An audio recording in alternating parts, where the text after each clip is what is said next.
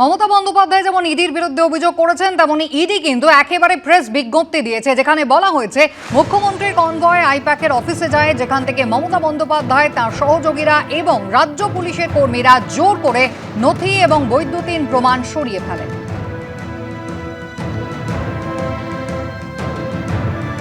গতকাল যখন দিনভর টানটানি উত্তেজনা হলো, তারপরে মমতা বন্দ্যোপাধ্যায় কিন্তু জানিয়ে দিলেন যে আজকে তিনি মিছিল করবেন এবং আজকে তৃণমূল কংগ্রেসের কর্মী সমর্থকরা তারাও কিন্তু দিনভর পথে নামবেন।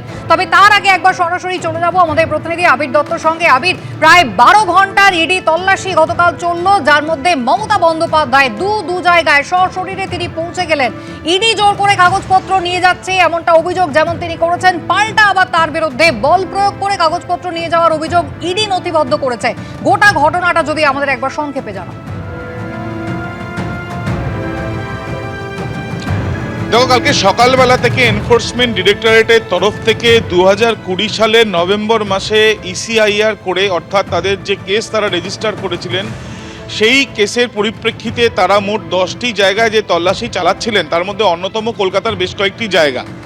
এবং দেখা যায় যে তারা শেক্সপিয়ার সরণির অন্তর্গত একটি জায়গা, যেখানে এই আইপ্যাকের যিনি কর্ণধার তার বাড়ি রয়েছে বা তিনি সেখানে থাকেন, সেখানে যখন তারা তল্লাশি চালাতে যান লরেন্স স্ট্রিটে, সেখানের পর তারও আগে তাদের টিম পৌঁছায় সল্টলেকে আইপ্যাকের অফিসে। এবং এই দুটি জায়গাতে তল্লাশি চালানোর পেছনে কারণ কি, যেটা ইডি সূত্র থেকে জানা যাচ্ছে বা তাদের তরফ থেকে যেটা বিজ্ঞপ্তি মাধ্যমে তারা জানাচ্ছেন, যে তারা সুষ্ঠুভাবে তল্লাশি চালাচ্ছিলেন এবং তারা সম্পূর্ণভাবে পেশাদারিত্ব বজায় রেখেই এই তল্লাশি অভিযান চালাচ্ছিলেন। কিন্তু এই বিষয়টা তখনও পর্যন্ত পেশাদারিত্ব শান্ত পরিস্থিতি রেখে এই তল্লাশি চলছিল, যতক্ষণ পর্যন্ত না মুখ্যমন্ত্রী মমতা বন্দ্যোপাধ্যায় সেখানে পৌঁছন। তিনি পৌঁছানোর পরে তিনি ভেতরে যান এবং তিনি বেশ কিছু তথ্য সেখান থেকে কাগজ সেগুলো নিয়ে আসেন, এমনটাই তাদের তরফ থেকে জানানো হয়। এবং এই ক্ষেত্রে তারা দ্বিতীয় দফায় তাদের বিজ্ঞপ্তিতেও তারা জানান যে কিছু পুলিশ আসে এবং তারা সেখানে এসে তারা জানান যে আই কার্ড দেখতে চান বা পরিচয় জানতে চান ইডির অফিসারদের। এবং তারপর তারাও বেশ কিছু কাগজ কিন্তু সল্টলেকের এই যে অফিস রয়েছে সেই অফিস থেকেও তারা বের করে নেন। এই ক্ষেত্রে ইডির তরফ থেকে স্পষ্টত বলা হয় যে তারা মনে করছেন যেই কাগজ বা যে নথি নিয়ে বেরিয়ে আসা হয়েছে, সেই নথিগুলো এই তদন্তে গুরুত্বপূর্ণ তথ্য প্রমাণ হতে পারে এবং তারা সেটাই কিন্তু স্পষ্টভাবে জানাচ্ছেন। এবং তারা এটাও স্পষ্ট করছেন তাদের বিজ্ঞপ্তির মাধ্যমে, তাদের দাবি যে কোনোভাবে কোনো রাজনৈতিক প্রতিষ্ঠানকে লক্ষ্য করে এই তল্লাশি অভিযান ছিল না, কোনো পার্টি অফিসে তারা তল্লাশি চালাচ্ছিলেন না।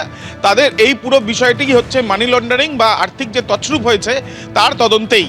এবং তারা তাদের এই বিজ্ঞপ্তিতে স্পষ্ট করেছেন যে এই তদন্ত যখন শুরু হয় তার পরবর্তীকালে তারা বেশ কিছু তথ্য প্রমাণ পান, বয়ান পান, সেখান থেকে তারা স্পষ্ট জানতে পারেন যে একজন হাওয়ালা অন্যতম কাণ্ডারি, তার যোগ রয়েছে। এবং এই টাকা কিভাবে কয়লা পাচারের যে টাকা ইসিএল এর যে নির্দিষ্ট লিজ নেওয়া জায়গা থেকে কয়লা উত্তোলন করে বিভিন্ন জায়গায়, পশ্চিমবঙ্গের বিভিন্ন জায়গায় সেখান থেকে এই কয়লা উত্তোলন করে সেগুলোকে বিক্রি করা হয়েছে বেআইনিভাবে, সেই পরিপ্রেক্ষিতে যে মানি লন্ডারিংয়ের টাকা, সেই টাকা কিভাবে চারিদিকে সাইফন হয়েছে, এই বিষয়গুলো তল্লাশি তারা চালাচ্ছিলেন। কিন্তু মমতা বন্দ্যোপাধ্যায় যখন সেখানে পৌঁছন, তিনি যখন শেক্সপিয়ার সরণির অফিসে প্রবেশ করেন, পরে যখন বেরোন, তখন একটি সবুজ ফাইল তার হাতে দেখা যায়। পরে তিনি সল্টলেক অফিসে ঘোষণা করে আসেন যে তিনি সল্টলেক অফিসে আসছেন আইপ্যাকের, সেখানে তিনি আসেন এবং তারপরে দীর্ঘক্ষণ সেখানে তিনি ছিলেন।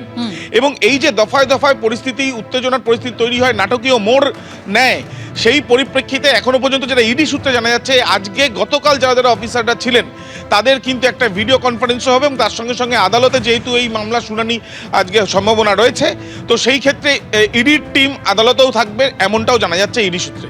ধন্যবাদ। কয়লা পাচারের কোটি কোটি টাকা গেল কোথায়, তার উত্তর পেতে গতকাল 7 সকালে এনফোর্সমেন্ট ডিরেক্টরেটের আধিকারিকরা তারা কলকাতা এবং দিল্লির মোট 10টি জায়গায় একযোগে তল্লাশি অভিযানে নামে। আর যার মধ্যে ছিল তৃণমূলের ভোট কুশলী সংস্থা আইপ্যাকের কর্ণধার প্রতীক জৈনের লাউডন স্ট্রিটের বাড়ি এবং অন্যদিকে সল্টলেক সেক্টর 5-এ আইপ্যাকের অফিস। দু জায়গার ছবি আপনাদের সামনে রেখেছি। আর এই অভিযান নিয়ে ইডির বিরুদ্ধে এফআইআর এর হুমকি দিয়েছেন মমতা বন্দ্যোপাধ্যায়, যার পাল্টা উত্তর দিয়েছে বিজেপি। वो तो फॉरेंसिक टीम ले आके पहले बहुत सारे ट्रांसफर भी किया है, वो जो किया है क्राइम किया है, इसका बारे में एफआईआर होगा फॉरेंसिक टीम का बारे में। সারা ভারতবর্ষের সামনে আজকে পশ্চিমবঙ্গের ফেস লস হলো আজকে এই ঘটনার কারণে। আজকে মমতা বন্দ্যোপাধ্যায় নিজেই তার ভাবমূর্তির কফিনের ওপরে শেষ পেরেকটা। এবিপি আনন্দ, এগিয়ে থাকে, এগিয়ে রাখে।